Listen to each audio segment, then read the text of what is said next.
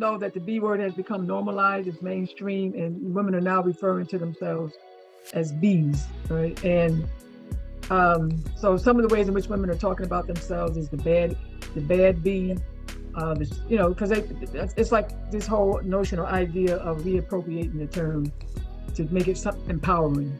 And so some women are now calling themselves the bad B, the sexy B, the skinny B. And they walk in the room, what's up, B? That kind of thing. And hey, Bs, when you hear it it starts to feel like it's going mainstream, and you start to see it on national television. Now, I see it on Black television, right? And some of the Black networks. But when you start to see it on national television, that tells me it's going mainstream. And so I just wanted to go through a few things here. For example, a couple of books that I just want to introduce to people who don't know. And this is, and y'all can feel free to share anything you want to share. This is Black Sexual Politics, and that was by Patricia Hill Collins. And her seminal work is this one here, Black Feminist Thought. And this is a book that I think every Black woman in America should read. So one of the things she pointed out in the book, in a chapter out of the Black Sexual Politics book, was in a classroom, she said women were distinguishing between B with the small letter versus B with the big letter, right? And so, and saying that only Black women or Black Bs could have the big letter versus the small letter because they were super strong and they should be celebrated. So the idea is about reclaiming the term and reappropriating it as a term of empowerment. But generally speaking, people who have done, this work talk about it in terms of it being used to dehumanize women and to be violent towards women, and a B is to be conquered, dominated, or vanquished. She talks about several what she called controlling images, and one of them is the Black matriarch, and she is a castrated, controlling, and dominating, and non-feminine woman.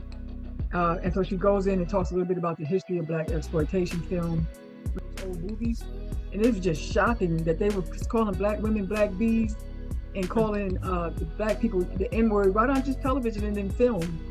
White men were doing it, and it was just like, wow, and so she talked about how Pam Grier kind of was the superwoman in some of the films, and they were calling her B, and she wouldn't even flinch, right? Because she was working on behalf of the Black community, she was considered a good Black woman, so she was considered a bad B, And so, and then she goes on and talk about how comedians dressed as women. So, for example, Flip Wilson with Geraldine, and then Martin Lawrence with Shanae, and how they were projected as these loudmouth Black Bs. They were and because they could closely resemble men, they were considered non-feminine and things like that. So, just basically a lot of the stuff and a lot of the culture, how Black women have been demonized and called Bs and considered unattractive and non-feminine and aggressive and all those kind of things. And also, in the 90s, we had the misogynistic music and the music that projected Black women as, Bs and hoes, and how Black culture has become commodified. And so people were making money off of denigrating Black women. And so basically for women, a lot of women who are now using it as a term of empowerment, it's like they're reappropriating the word to make it something powerful. Right, and so now because they're considered independent, they're controlling their own sexuality, they're controlling their own lives and stuff like that. So I just put all that out there. Y'all could just comment, I'd just like to open it up for you to comment on whatever you want to, comment on what you think about some of that. I guess one of the questions to me is, do we even, in terms of reappropriating the word, do we think, first of all, is it something we even want a word that we want to even reappropriate, to something positive? That's kind of one of the first questions. Another question would be, do words have power?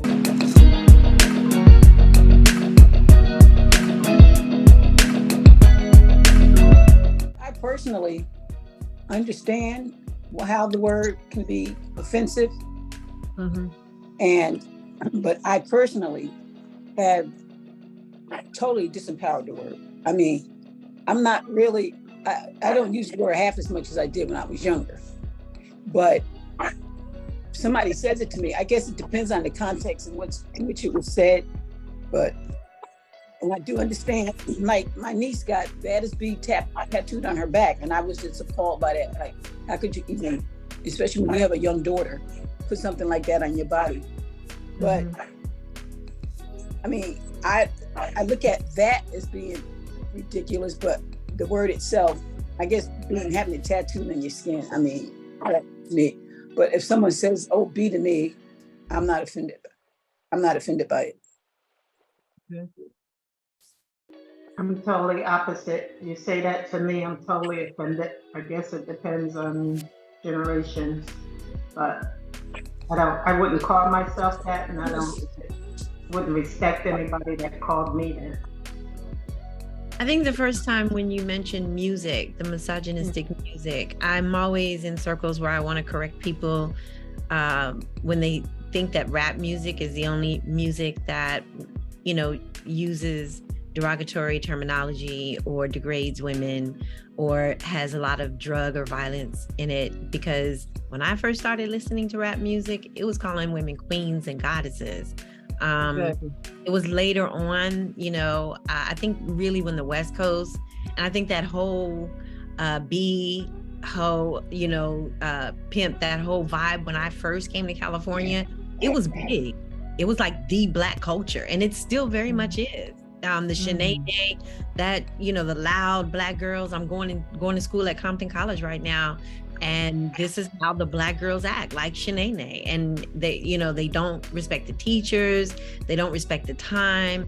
And I honestly think that the word B has gotten so out of control with this younger generation of women that I don't see it stopping. I don't see them, taking any accountability for the derogatory term, and they've totally embraced it. And the only thing I try to do in their presence is not to, sort of try to be more like them to make them comfortable, because a lot of the teachers do that. They start diminishing the vocabulary and so that they can feel comfortable and the young people can feel comfortable. But I don't. I'm going to use my same vocabulary. I'm going to represent myself as who I am for something that maybe you can see differently. I don't want to fit in with you with that. You'll have to look at something different. So I don't really know how it can be handled. I'm never shocked to hear it anymore because I hear it so much. But I don't take kindly to it being used against me. But I have to be honest, it slipped out one time when I was talking to my girlfriend. It just slipped out. I was like, what? I was shocked that I even said it. I was like, did I say that? But we were laughing and joking and doing a whole bunch of things and it just slipped out. And I saw she was shocked because she's a Yoruba priestess. And we don't talk to each other like that. We talk to each other like gods and goddesses, but we're in LA, Right. So it's cultural, definitely. Yeah. But it's also a reflection of the broader society in terms of how women have been dealt with, women generally speaking, because, it had to do with male patriarchy and male control and male dominance and male controlling women. It's amazing how you internalize oppression, so it becomes internalized. And so when some people refer to it as internalized oppression, where now you start to call yourself the name that the oppressor calls you, and so I think it's because it's become so normalized. But I think a lot of women, because they don't really know the history of it, they don't understand the politics of it, then they think use it as a term of endearment. Well, I am the old school stock, and the way that we were taught and raised about women, it was more of a woman versus man respect and self-respect. And it was all about, it was taught to us and almost beat into us. We were always taught to show respect to others, demand respect for ourselves. And in that speaking, the B word, calling bees or being called bees and that sort of thing is just considered totally it's out of my realm. It's out of my vocabulary. I'm just not down with, never will be, not trying to conform to be. I might be the oddball as far as, speaking those terms and those words, but I can't stand it. I don't call anyone that, and I don't want anyone to call me that. I'm very offended even with others calling each other, that's not the case. But it's just my own personal way of being reared, always having that respectfulness in mind, and especially respect as being a woman compared to a man. Right.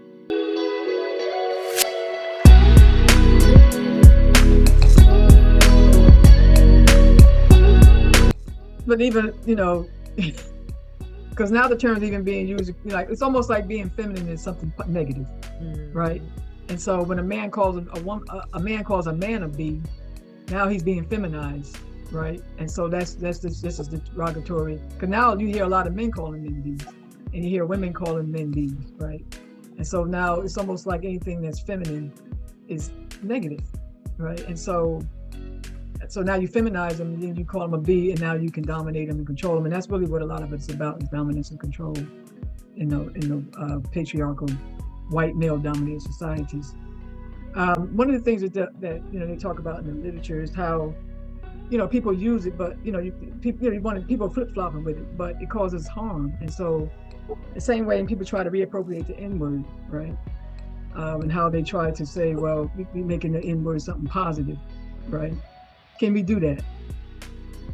Can we do that even with the B word? Can you make it something positive?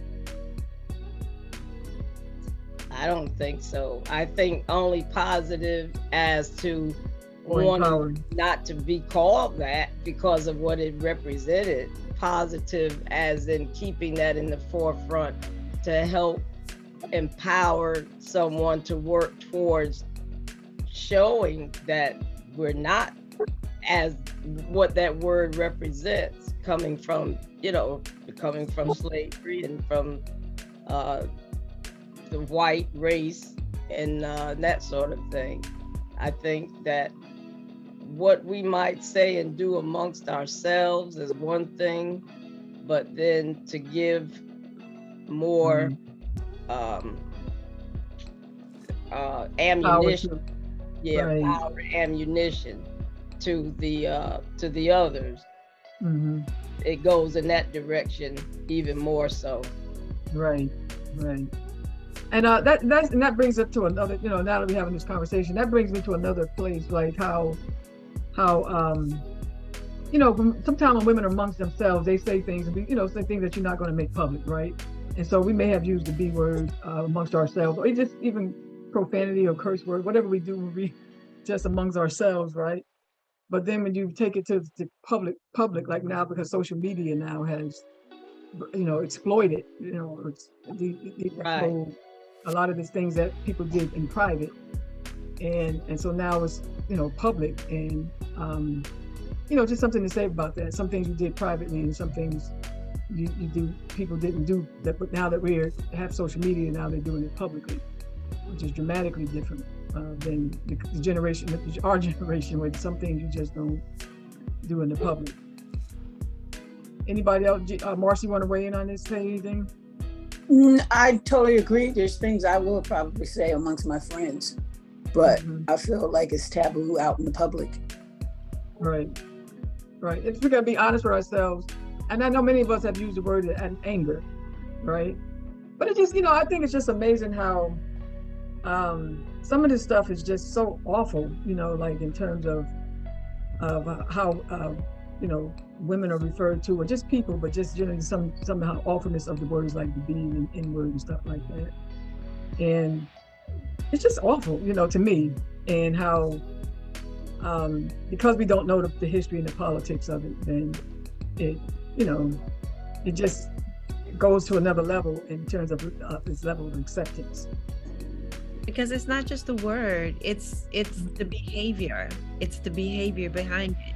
And I think that that's something that while we may try to distinguish the word, like the N-word even, we still have to represent a different type of behavior pattern for our people. And I think that that's what as elders, I think that that's our job, to exemplify a different behavior so that they can see what that B word is not. They don't know. They don't know. A lot of You don't know, right? And that's part of the problem, like, because a lot of it's education. Like, you know, we've gone to school, so we've taken classes on. I mean, some of it's just common sense. That's the first thing, but not necessarily, because it just depends on. A lot of it's class. You can't get away from the whole class issue because some of the things you're saying that goes on college campuses. Well, then a lot of it has to do with class, but that's because they're now in college. Even if they come from you know, the low income or low socioeconomic classes, they're now entering into middle class, right? And now this is the norm, is because they potentially bring harm, right? And so on the one hand, there's the positive, you know, people trying to empower it, but on the other hand, it can bring harm. And so, you know, during slavery, and even now, what you do is the first thing you do is you dehumanize a person. And then once you dehumanize them or objectify them, now it gives you cause or reason to bring violence against them or to bring harm to them. And so just like with the N-word, the first, and it goes on even in the Black community among women and men, but particularly men. First, I'll call you an N-word. Now that justifies me, you know, exacting violence upon you. And even during slavery, the same thing. You know, I call you an N-word first, and that justified the violence that I'm about to put on you. And the same thing with women. If I call you a B, now that justifies me the next level, and that's bringing violence. And so now you're trying to navigate between the terrain of it being a positive word and then it being a negative word, and it can flip really fast and potentially bring harm. I don't even see how anyone can see it as a positive thing. I mean, I know that's where a lot of them people have gone, you know, like it's positive to them. The word is so disgusting, filthy to me. I don't see how you can see it as a positive thing. Mm-hmm. I think it's been normalized more than anything. Right. We just do things right. habitually. Yeah, we do things a lot of times habitually and not even real, you know, even weighing in as to whether or not it's a good or bad or negative or positive, is especially in, you know, the in these communities where language is slang. That's the acceptable language, and they just say it because it's an available word that they hear all the time. You hear little kids saying it. People make TikToks of their little kids, you know, saying all these disgusting words because it's normal. That's the language. And I don't think that if they don't see something else and there's not dialogue about it, you know, what are you saying? Yeah, so that they can recognize it, because they just say it. They just say it just like any other word. It doesn't really have a whole lot of meaning to them. Right. Because no one's helping them to recognize that what it means. Exactly. And that was go on. Yeah, go ahead. Yeah, and that was what Collins talked about in her paper, how the Black community, at one time, they had the church communities and all these different kinds of social organizations, and as a protector, you know, to help educate us, you know, about what's good and what's not good.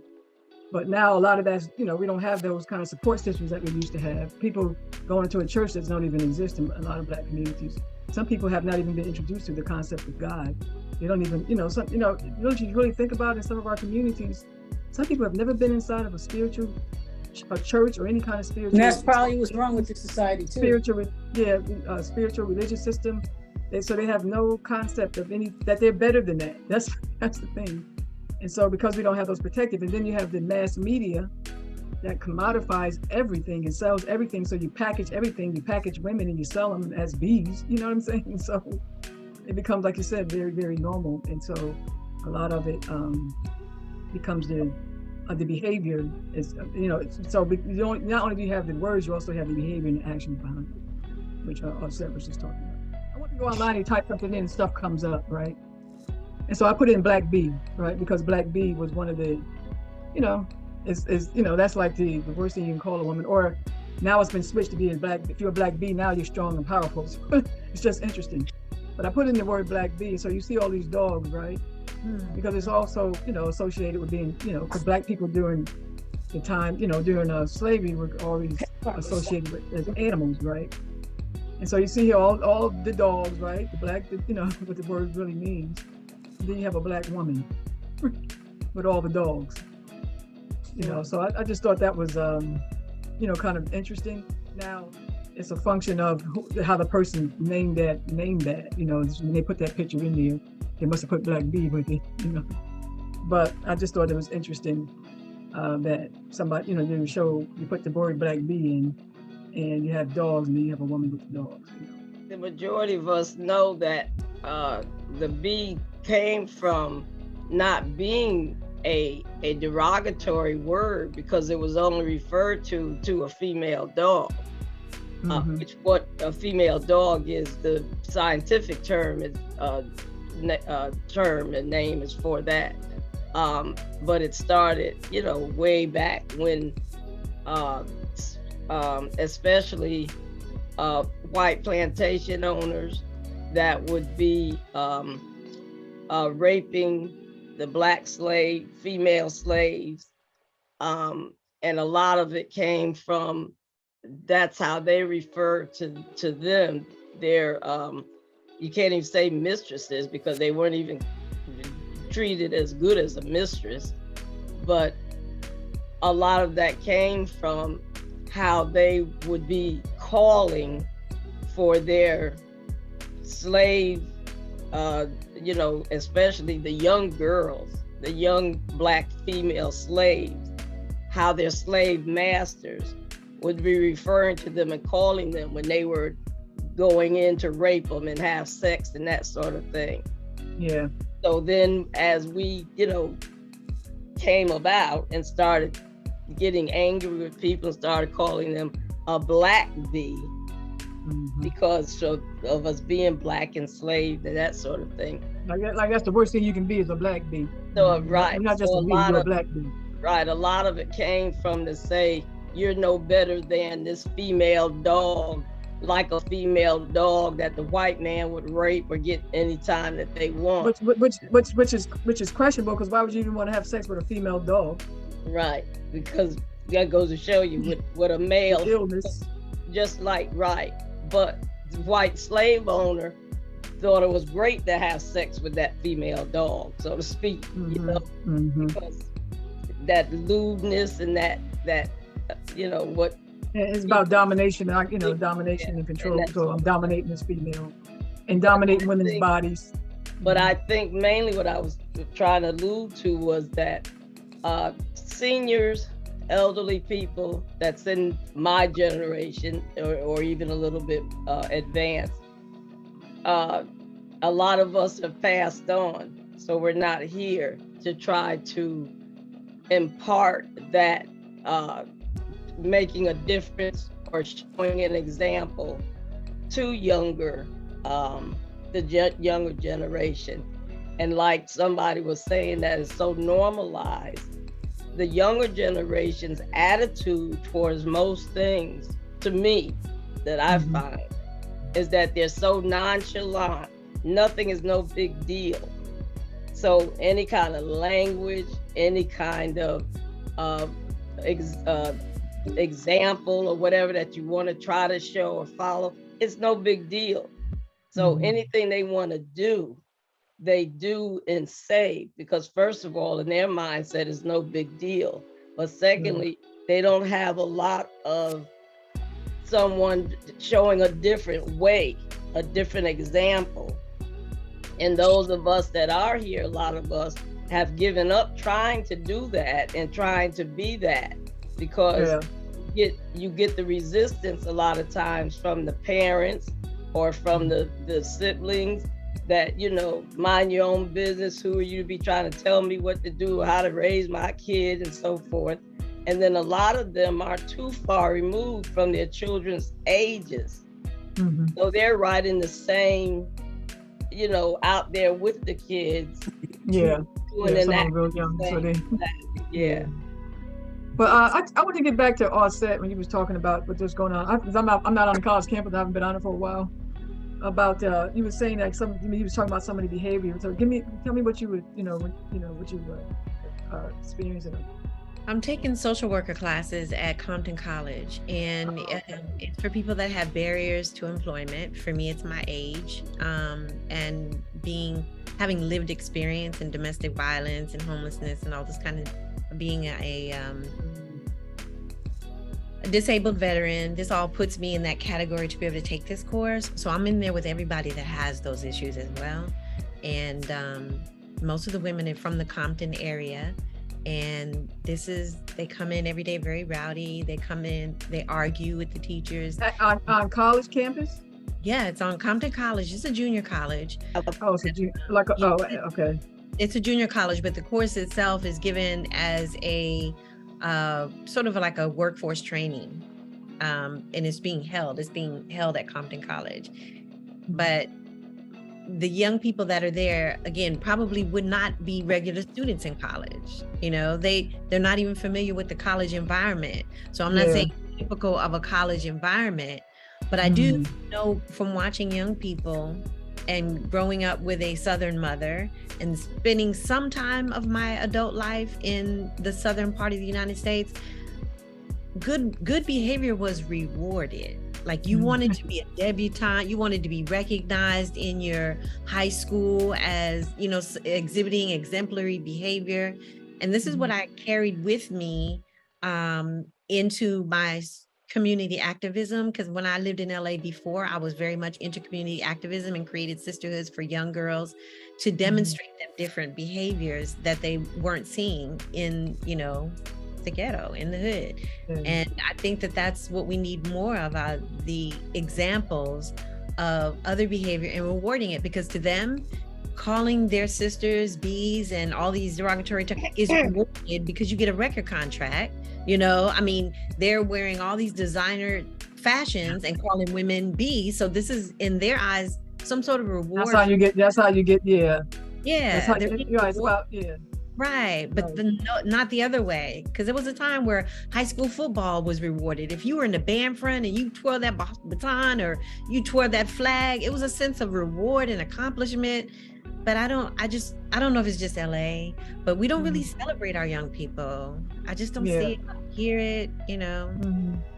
They probably still are. We just might be removed from it, you know. And then with the social media is huge in terms of, you know, in terms of socializing values and what's important and significant. And so everybody can now become their own superstar based on something, and they become a superstar and go viral based on something negative. And so all that contributes to the, you know, the negative terms and how this stuff is, you know, used, how women see themselves, and I mean, you know, and how they call themselves and call each other.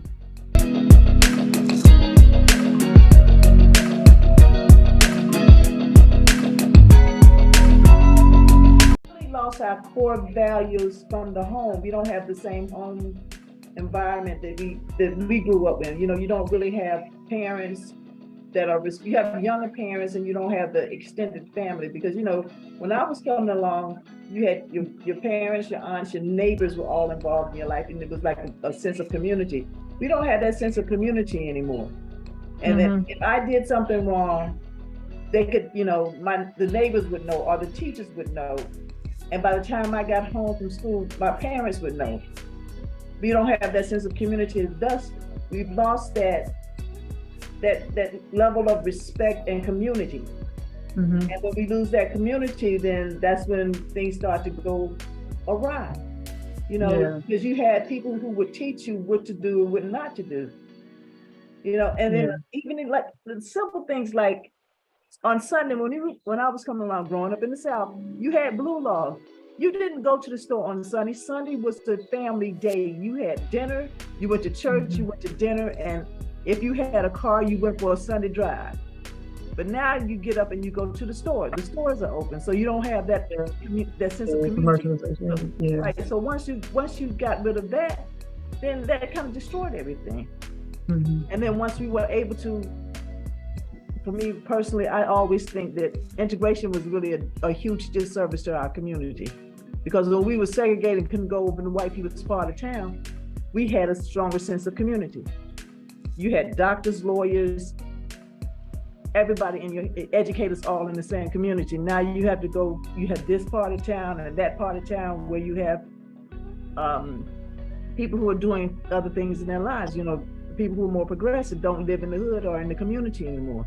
I wanted to address something that you said, because a lot of people say this, and I've heard this a lot, that the greatest disservice to Black people was integration. I wonder about that, because are you really saying that you would have wanted it to be a law for us to not be able to move about freely? Like, you wanted that to stay a law? No, I don't. But what I'm saying, I grew up in Atlanta. So by growing up in Atlanta, there were certain streets that you had everything. You had your Black pharmacists, your doctors, your lawyers, your hotels, and you had a stronger sense of community. And then once people were able to move out of that community, your neighborhood, your community died. I don't know if you've ever been to Atlanta, but like over where the Atlanta University Center is, where all the Black colleges are, there was a strong sense of community. You had 20,000 people who lived in that area. Now you go over there, you just got the schools, because everybody has moved out of that area. So that whole Why is that? sense of togetherness is gone. You know, whereas you had teachers who you could aspire to be like.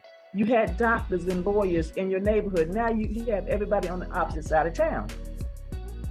You know, Yeah, so there are some good Because things. we're running from our own neighborhoods. And why is that? right, Because of these kids that are out of control because they're not being parented. because we don't have that sense of community anymore. The community is gone. Yeah, because I want to get away from them. And simple things like, you know, when they started building the houses later, and you know, houses back in the day, you saw always have a front porch. They got rid of front porches, and when you had a front porch, everybody sat on the front porch. You could see what your children. That's huge. That's very Once huge. you got rid of the front porch, you can't see. You don't have that community. You've taken away the community.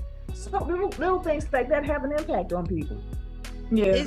There's no doubt. I wasn't questioning the good things that come out of having community, but I somehow feel like I've heard younger people say that sentiment, that Martin Luther King should have never even lived. His life was Oh my way. God, that's insane. Yeah. They've taken it. I- They've taken it there. They're like, his life meant nothing. He didn't make any Wow. accomplishments. And this is where this thought pattern has, and I think that we can extract the good things out of having community without it being sort of like a saying going back to a time where integration, rather than saying integration was the worst thing that happened to us. Like there's another step that needed to happen, as opposed to saying that everything that Dr. King did for integration was worth nothing. It would be another person or another movement should have happened after that to help us to sustain it, rather than saying everything he did was worth nothing. You know, now I'm not saying, I'm not saying that he did. No, I know you didn't. I was just saying that this is where when I've heard that before, that, integration was the worst thing that's happened to Black people, I'm like, what? Like, you would have wanted somebody to make it illegal for you to move about freely in the world? Right, exactly. Yeah, It's really about choices. I mean, so Black people, so you had people who we had 200, 300 years of struggle, right? Struggle. I mean, just, blood. I mean, just for us to get to that place, and then we saying it shouldn't happen. But the thing about it is, it really has to do with us, the choices that we make. And so, we should have integration, and we should make better choices in terms of, because we have the choice of whether or not we want community. The problem is that a lot of us move out of our communities because of the violence and all the things that go on, because of the broader cultural things, the cultural values that have come into the communities, the drugs and all the things and the violence. And so a lot of us want to get out of them. And so then you have pockets of Black people concentrated into poverty. So, around the 80s, they did a whole lot of research around that, where you have, because, when I was young, I lived in an integrated community, right? The Blacks and the whites and the Hispanics, everybody lived in the same community, right? But what happens is, in a lot of the communities, the people started moving out. When we had suburbanization, a lot of the people started moving out, and then so you had Black people that were, and so let me go back to integrated community. So when you had that, you had different models. And so you saw some people who were poor, you saw some people that had money, you saw middle class, you saw all the classes of Black people and the different races in one community, right? But as the community started getting ridden with drugs, then a lot of people started moving out, and then you had the suburbanization of America, then you had white flight, And so then a lot of us are concentrated into poverty-ridden communities. And most people want to get out of them. I'm in the community right now. Well, it's getting better. It's getting better. But, you know, it's like, I don't want to come out and see my car broken into, right? I don't want to come out, you know. So a lot of people, I remember hearing a quote from Dick Graydon, and he said, I'll die for the Black community, but I won't live in the Black community. And I thought that was pretty profound coming from him, right? Because of all the things that happens in our community. So no, I don't think that we should say that integration shouldn't happen, because we just have to make better choices. And also, not only was that going on, then you had the mass media coming in with the value system and the value structure. And so with the value systems on, you know, capitalism, and everything is commodified, and then, you know, anything can go. So you have all that coming into our communities now. So I don't think it's integration. It's just all the things that's coming into the communities. Well, yeah, I see what you're saying, but then with the integration, you know, the divide, it's the old adage, divide and conquer. So, you know, we were stronger when we were one community all together. And then once we were able to go out and do other things, you know, you broke us apart. You divided us. So now we divided, you know, but we can make choices. We can decide not to be divided. You see what I'm saying? So, right. We can decide we're not going to be divided. But there's this whole notion of Black people being this big conglomerate. And that's the other thing. You have different communities, and we have to also look at class. Class is huge. A lot of, you know, it's race and it's class and it's gender, but its class is huge. I mean, so you have different classes. And so some of the behaviors she's talking about, and even Collins deal with, you have to respectability politics, which I want to deal with in another talk. But you know what's being, that's a whole nother conversation, you know, in terms of what's respectful. But, you know, anyway, my point is that I don't want to continue to talk, but my point is that I don't think we ever want to argue against integration. I mean, who wants to drive all the way? See, we can talk about it, right? But if the experience of it is one thing. So I'm on my way south, we're driving south, but we can't use it. We have to go out into the woods and go to the bathroom because we can't use the white bathroom. Right, no, I understand. I experienced all these things. So I experienced all that growing up. I go in separate entrances. I experienced all of that. You know, so you stand in the store and the white people come in, you got to get to the back of the line. I've experienced all of that. So, and I understand not being able to go into places, but I'm just looking, you know, and I'm just speaking from my experience, what I saw as a child growing up, the strength that we had in the Black community, and how once we were able to do other things, it just totally dissolved. You know, that community just dissolved. Yeah, we just had more choices available to us, and so then you got just so many dynamics. It's very complex. That's what it is. Yeah. So you know, you have the wider, broader things that's going on in the society.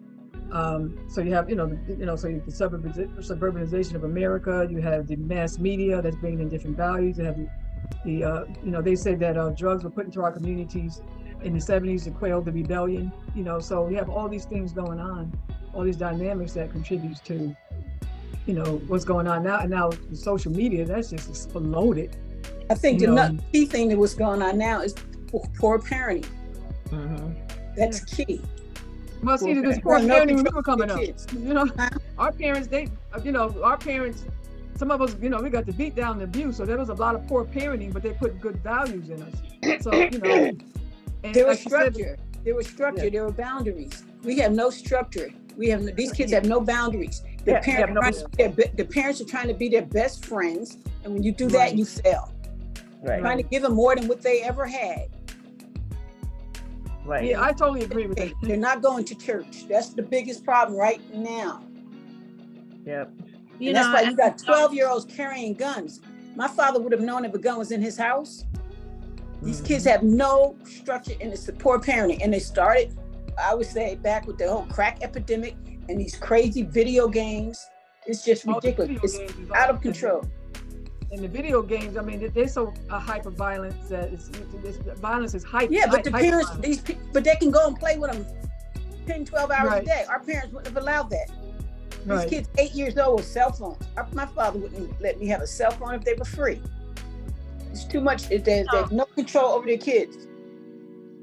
I agree with the idea that a good community would be an attractive element to bring, you know, like I was saying, celebrate the young people, all of these kinds of things we still have the choice to do, as opposed to us being forced to be in our own communities. Now actually finding a way to make a choice to create our communities, because social media is huge and there's a lot of negative, but there's also a lot of positive. There's a lot of positive. It's a double-edged sword. So it's like we have to make it, because when I see failures of young people as an adult, I think it's our failure. I do think that either we're not trying hard enough to understand our young people so that we can reach them and attract them to the things that should be attractive to them, because that's the only way. Energetic, work towards good is the only way to, sort of diminish the bad, because I think that we can't fight the bad and make it go away. I would think we have to create something more beautiful, something more attractive. And as a community activist, that's what I would do. I would create these talent shows for young people to come and express themselves, and they put the gang violence down. My daughter told me, she's like, those brothers are gangbangers, mommy, and they came to be in this audition to be on stage and wear designer clothes and be able to be on a microphone. So I don't think we're trying hard enough as adults to create that community that Tammye was talking about, recreate it in another way so that it would be attractive to the young people. Because if you don't give them any choices, we can't sit back and be, complaining about the fact that that's the direction that they're going in. Because to me, we should be working harder as adults to make this community again, because we can. Like you said, Pat, we have the ability to make those choices. Right. But then the other thing is that because social media, there's communities, there's communities on social media too. And so, like you said, there's a lot of positive in the communities, but if nobody's controlling the community that the kids are exposed to, then there you go. And so, if they have free range over being able to go into social media and go and do anything, go to any page and do anything, then that's not being controlled. And so, so community might not be the same kind of community that we had in the past. You know what I'm saying? Because there's communities on social media. So how do you direct your children to, because you can't get, you can't, it's so powerful, right? You can't get around it. You just can't get away from it. It's like out of our power. Why don't we create more video games that are more conducive to the message that we're trying to, because we can create video games rather, it's a science, but we can learn how to do it. That's what I'm learning how to do. I'm gonna learn how to create a video game that will attract young people, that will give them the positive alternative to what's out there. But we're just not doing enough of that. We've thrown our hands up and we've decided that it's just all on them. They're just they're the worst kids ever, and we don't have anything. They don't respect us. But I think that they would if we met them on a level that they understand. Yeah. I think there's a lot of people doing a lot of work out there. So everybody just have to do their work wherever they are, because there are people doing work, and there's people that build community. And there's a lot of people doing mentoring work, nonprofits, and they're working really hard. So we don't want to say that it's not there, because there are people who are working at it and that are doing it, like yourself. And so, it's just, we gotta learn how to market it better. We need to learn how to market it. We need to be just as diligent as the negative stuff. We need to be out there marketing, promoting, supporting all of these positive movements and communities. I appreciate what everyone has been saying, and Cassandra, you're right about us having to do more. But first of all, a lot of us and parents have to want to do. I think a lot of parents and grandparents, especially, your older aunts and uncles and so forth, have kind of given up because the way they see things are just totally out of control. They feel overwhelmed, and they feel hopeless, that there's really nothing much they can do or have to offer, or they don't know where to start, or they really don't want to because they feel like it's a hopeless cause. I look at things myself a lot of times, and I look at the goings-ons nowadays, young and old. And like I was saying to people, we always say these kids this, these kids that. Well, we failed the kids. The kids are as they are because of what we ended up allowing them to do Every generation gets a little lax.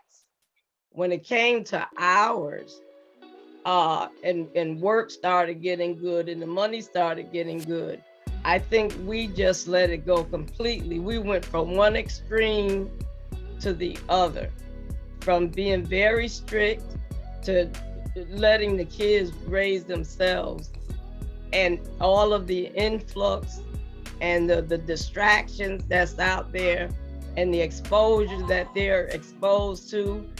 6 and 7-year-olds are exposed to the same things and talk and act and try to look the same way as the 20-year-olds. Right. And they're just, a lot of things they make excuses for, to say, well, this is the way it is and this and that, but it's just lazy parenting. They've lost all hope of being able to do anything, as well as they feel like if they were to say or do anything, they'll get so much backlash. People don't want to be who they are. My generation and seniors and that sort of thing kind of are pulled into it instead of staying away from it or trying to engage in it in a positive manner. You got to remember, just the way we were and are raised, we had to try to continue in that vein and walk in that light and be a light, and not get pulled and sucked into, a lot of the different things that's going on. Everybody has their own opinion and perspectives on things. And one would say, oh, well, there's nothing wrong, like the majority of the younger folks, there's nothing wrong with all of the beads and the profanity and so on and so forth. But it would be up to someone else to say, well, I think it is wrong and I'm not going to do it, and be an example of that, rather than be pulled into it or allow themselves to just say, oh, forget it, there's nothing I can do, and just, walk away. So. Right. Yeah, I think some people have given up, and I think a lot of it is a function of the lost community that Tammye talked about, because when people were raising kids, when we were coming up, you had so many, I never remember a time of being in the house without an adult. Mm-hmm. Right. So we had so many adults around us, we had community around us, and so it was community that raised children. It wasn't just a single parent. A lot of that has to do with women being able to move away from their communities with social welfare, provide opportunities for women to not have to live with their parents or be around their parents and that extended community.